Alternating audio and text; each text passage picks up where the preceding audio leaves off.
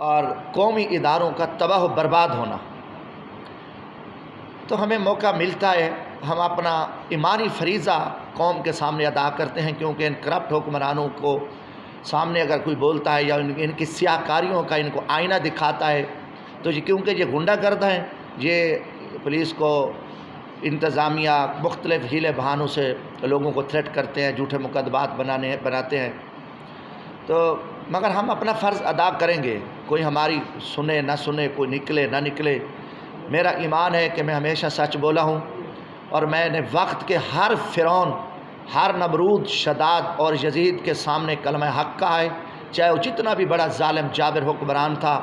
ہم نے جیلیں بھگتی، ہتھکڑیاں، ہر دور میں ہمیں فرعونیت کا ہم نشانہ بنے، ظلم اور جبر کا، مگر ہم نے سچ کہا اور حق کہا۔ چاہے اس سریکی خطے کے جتنے ظالم وڈیرے، جگیردار، سردار، نواب یا یہ جیلی جو گدی نشین پھرتے ہیں، ہم نے ان کے بھی مکروہ چہرے قوم کے سامنے رکھے۔ الحمدللہ جمشید دستی اس خطے کا پہلا میں قطرہ بنوں کہ میں نے خوف اور جبر کی سیاست کا میں نے سامنا کیا ہے، اور ایک طریق گواہ ہے کہ میں ایک عام آدمی ہوں، کہ میں نے ہمیشہ کہا کہ میں ایک عام آدمی ہوں، غریب آدمی ہوں، ایک بیلدار ہاری کے گھر سے میں ایک مزدور آدمی ہوں، وہاں میں پیدا ہوا، اور میں نے اس علاقے کے جو بڑے بڑے بدماش تھے، جو عرب کھرب پتی تھے، جو ایک عرصے سے جو ایک ملک قوم کو لوٹ رہے تھے، بلکہ انگریز کے کتے نہلانے والے،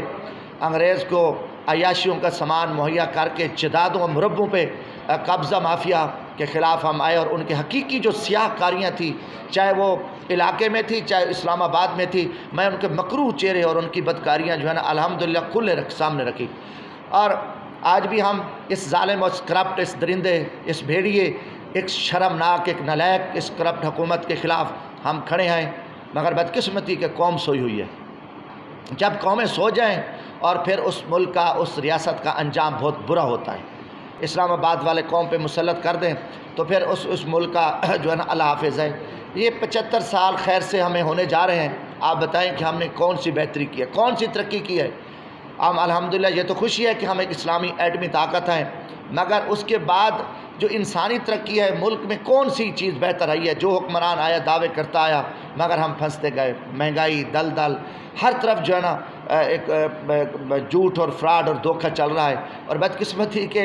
وزیر اعظم اور ان کے وزیر مشیر مطلب انتہائی گندے ان کے چہرے، مکروہ چہرے، سیاہ چہرے، سارا دن قوم کے سامنے ٹی ویوں پہ بیٹھ کے جھوٹ بولتے ہیں۔ میڈیا کا گلا دبا دیا ہے کہ اس کرپٹ ظالم حکمران کی سیاہ کاریوں کے خلاف کوئی جرأت نہیں کر سکتا، مالکان خوف زدہ ہیں، کوئی بھی اگر اس کے خلاف بات کرے تو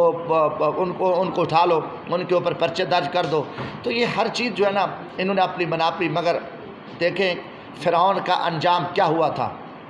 نمرود کا، شداد کا، اور وقت کا یزید جو ہے وہ ایک ظالم تھا جس نے آل نبی حضرت امام حسین رضی اللہ تعالیٰ عنہ اور ان کے ساتھیوں کو شہید کر دیا، مگر یزید کا انجام بھی بڑا برا ہوا۔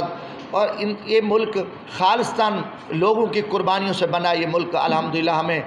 حضور اکرم حضرت محمد صلی اللہ علیہ وسلم کے صدقے ملا ہے، یہ ملک خالصتاً لا الہ الا اللہ محمد رسول اللہ پہ قائم ہوا ہے۔ اس ملک کو جو بھی لوٹے گا، جو بھی اس ملک کے ساتھ غداری کرے گا، اللہ اسے رسوا کرے گا، چاہے کوئی آمر ہو،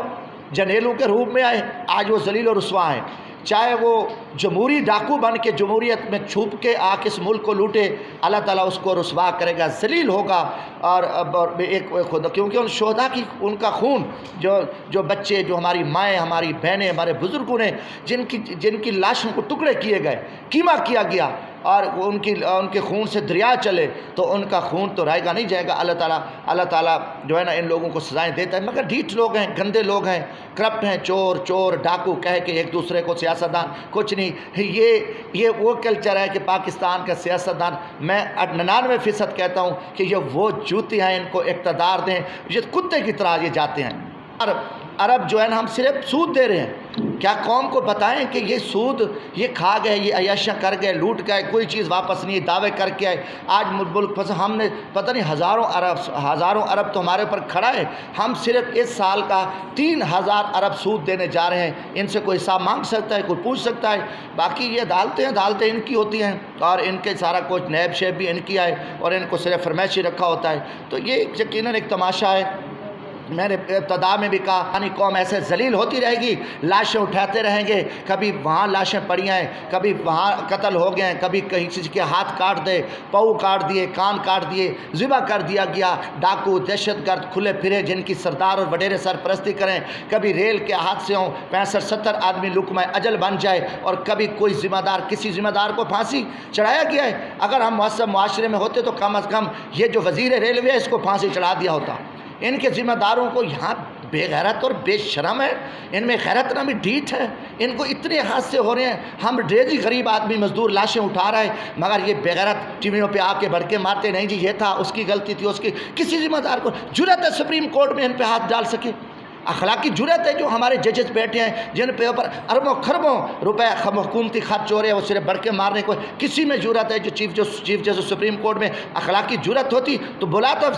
وزیر اعظم کو اور منسٹر کو کھڑا کر کے ان کو سزائیں دیتا، مگر صرف یہاں کچھ نہیں ہو رہا۔ پورا نظام ان کی جو عیاشیوں کے اڈے ہیں، بدکاری، زنا کاری، لوٹ مار، کرپشن، جو بڑے بڑے فن خواب بنے ہیں، ان کی جلا دیں گے، لوگ کہیں گے کتے مرے ہیں، مگر اس خدا نخواستہ اس ملک کا کیا ہوگا؟ ملک کو ایک خوفناک انارکی کی طرف جا رہا ہے، کوئی لیڈرشپ نہیں ہے، کوئی اپوزیشن نہیں ہے، بھاگ گئی پیپلز پارٹی زرداری لٹیرا، نواز شریف بھاگ گیا معاہدے شعدے کر کے، شہباز بھی آ گیا پاؤں پکڑ کے، ان میں اخلاقی جرأت ہی نہیں ہے، اور زرداری بھی کرپٹ آدمی ہے، وہ پڑا ان کے نیچے لگا ہوا ہے، اب وہ سندھ کی سیاست کر رہے ہیں، آپ دیکھ رہے ہو روزانہ وہ ختم ہو گیا، وہ کالا باغ ڈیم کے دشمن تھے، پاکستان کے دشمن تھے، ان بدبختوں سے پوچھو کہ آپ پانی کی بات کر رہے ہو، بدبختو تم تو امریکہ کے کتے تھے، انگریز کے کتے تھے، تمہاری دولت پڑی تھی، IMF نے تمہیں منع کیا کہ اگر آج کالا باغ ڈیم بنا ہوتا، یہ سندھ کے جو پاکستان دشمن لیڈر ہیں سندھ کے، یا وہ محمود اچکزئی ہے، یا اسفندیار ولی گینگ ولی خان، یہ سارے انگریز کے کتے تھے، اور IMF نے ان کو رکھا ہوا تھا، اور بڑی مسلم لیگ نون نے بھی بڑے دعوے کیے کہ ہم ڈیم بنائیں گے، ڈیم نہیں بنایا، کالا باغ ڈیم کے جو دشمن اور پاکستان کے دشمن تھے ان کو پکڑ کے پھانسیاں دی جاتی۔